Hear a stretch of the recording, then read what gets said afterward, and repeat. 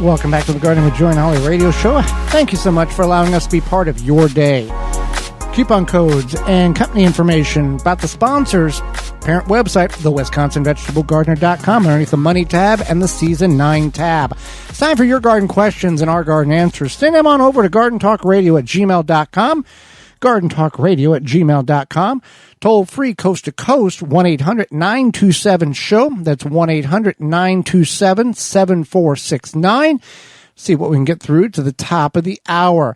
Are poppy seeds invasive? So poppies are generally not considered invasive. They will reseed themselves, so they could spread a little bit depending on the conditions. And where they are in the garden, if it's windy, blah, blah, blah, but themselves are not invasive.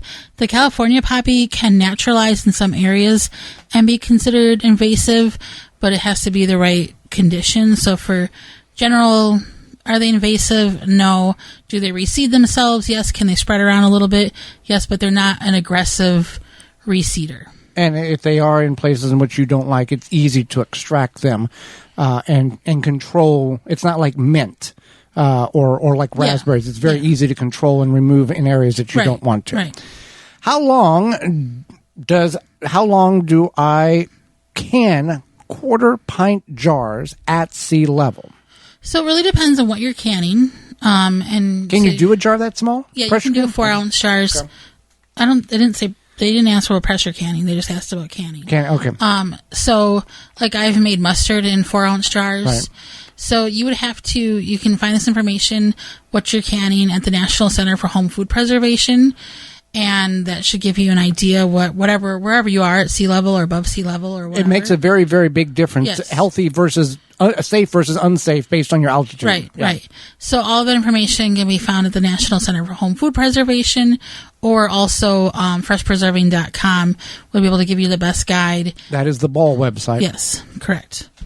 So, if you can look at those. If you still have questions, send us an email, gardentalkradio@gmail.com, and please include what you're trying to can, the size of jar that you're trying to can, because all of that is crucial information in order to figure out what the correct answer is, because it's not just put it in for about this many. With canning or pressure canning, it has got to be precise time and temperature and pressure and all of this. Yeah. And again, that's the National Center for Home Food Preservation, or freshpreserving.com will be able to provide that information.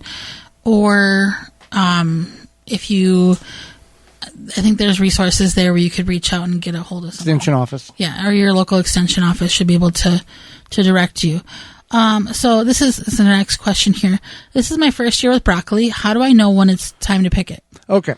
So if this is the visual thing, you know what broccoli looks like in the store when you're buying the head. Regardless of the size in which your plant has developed, when the head of your broccoli looks like what the store is, it's time to pick it.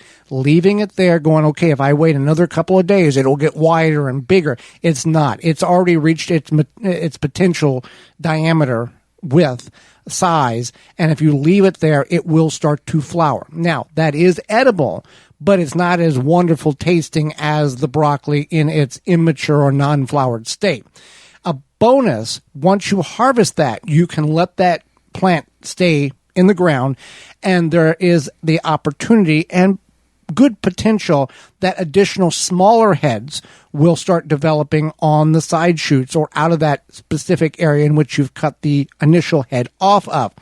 However, if your initial head is only 2 inches in diameter because of environmental conditions, not enough water, or it was too cold or too hot, the likelihood of the smaller heads developing or being any bigger is minute.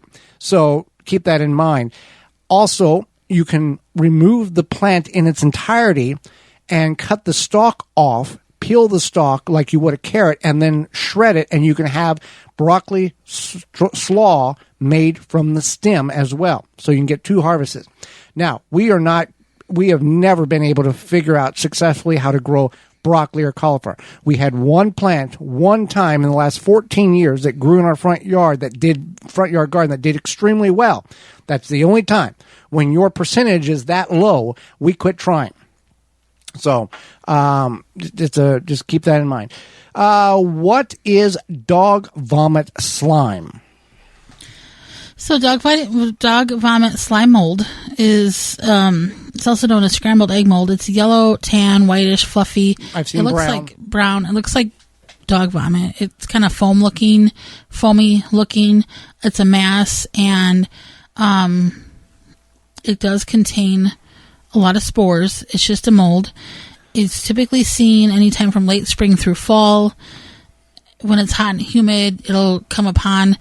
Have we seen it on straw bales? Is that right? Straw bales. Yeah. We've seen it on wood mulch. Oh, yeah. Wood mulch. A straw. It'll start working itself up a plant, but this is not something to be alarmed about. Let it be. It'll dissipate and basically vanish in about 48, 72 hours. It's just a fungus that naturally grows because of the conditions that your particular garden is.